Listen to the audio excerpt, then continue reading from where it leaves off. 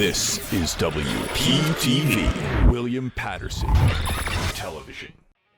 Welcome back to the desk. It's homecoming week here at William Paterson. Here to talk some Pioneer football is Daniel Karp, Michael Milligan, Andy Gavin, and Andrew Ballistreri. Guys, William Paterson unfortunately took a loss, 39-15 to Ursinus College. Daniel, what do you think was the biggest reason for the Pioneers losing that game? Mark, the biggest reason for the Pioneers losing this game was the run game. The run game has not been great at all this season compared to last year, which we'll get into soon. And the Pioneers lost a total of 83 rush yards with a net total of negative 35 yards. And they also lost 2 fumbles in the game. So with the rainy day, and looking like a rainy day tomorrow too, if they can't get the offense or the run game going, they need to find something to get some wins. Absolutely. Andy Gavin. Yeah, to go off for the rushing game, and also everything goes back to the offense, to a good offensive line. And I'm not saying it's not a bad offensive line, but they allowed 7 sacks last week for a loss of 44 yards. Not having a good line, a line that's struggling right now. Your quarterback isn't going to be able to get in his reads, and your running back isn't going to find any holes. No, I agree for sure. Michael. My biggest concern is by far the third down conversions. They were 2 for 15 on third down conversions. They were 13 in third and long situations. I don't know what's better, play calling, wherever it is, but it just needs to be better if they want to have success. Yeah, absolutely. Those downs are so important to making sure that you win a football game. But Andrew. It's got to be the passing game, and it was really non-existent in this one. I mean, Christopher Lineberg just 7 for 27, threw for 93 yards, a touchdown and a pick. He gets sacked 7 times in this one, and 40 of his yards of the 93 came on one completion to Matt Clarke. Only 3 guys get this ball in this entire game. So Jeremy Connolly, Tyreek Rollins, Dashir Beverly, none of them get the ball at all. But, the hindsight, good thing to come in.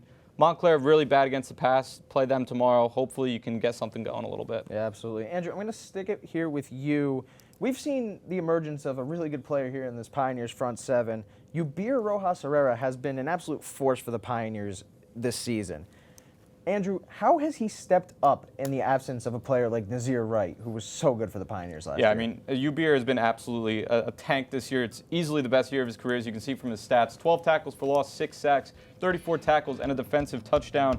He's forced a couple other fumbles, I believe, as well, but he's been an absolute beast in the pass rush this year. I mean, you're never going to fill the shoes that someone that like Nazir Wright had, but he's filled the role perfectly. Being what he has to be, he's been phenomenal for this defense all year. Absolutely. Michael, what have we seen from you, Beer? Honestly, it's not just necessarily what you see, it's what the opponent sees. Just his presence alone. When he looks at you like this, it's going to be fearing in anyone's eye. I'm telling you right now that his presence is what makes him so great, and they have to double him or something like that if they have any chance of stopping these guys. Yeah, absolutely. Really stepping up here in his year here at William Paterson. Andy? He has been all over the opponent's backfield. He has had huge 3rd and 4th down stops, big sacks, and big man touchdown. That was like a 30-yard scoop and score. What a play by him.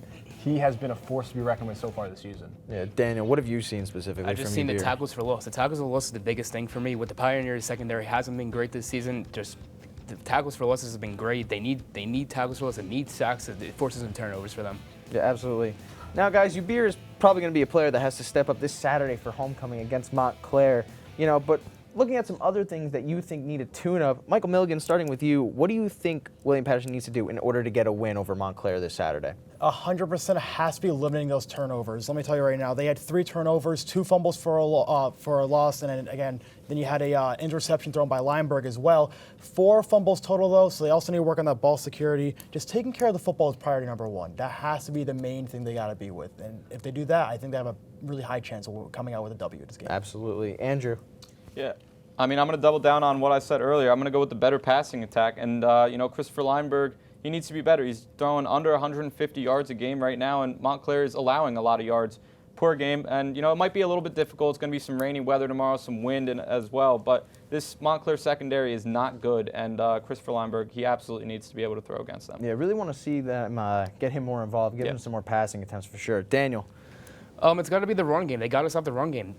Ironically, the defensive line has been good at pressuring the quarterback, but they haven't been able to stop the run. Montclair is 924 rush yards in total, and they have a guy named Henry Lewis who's averaging 6.5 yards per carry, and a guy with Mendez who's averaging 5 yards per carry. So I would like to see them limit those 2 guys to maybe like 2-3 yards a carry, and it would be nice to see if the defense could do that. Yeah, everything starts with that front 7 and limiting that run game. Andy.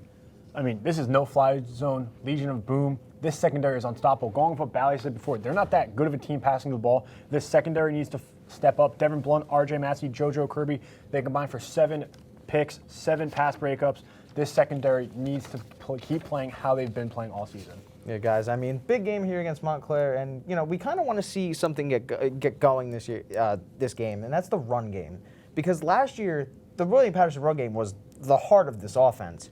I want Andy to take us through the difference between the stats in last year's run game and this year's run game. Yeah, I mean, as we take a look here, we're going to see, the absence so far of Nazir Dale hasn't looked like himself when he has been on the field.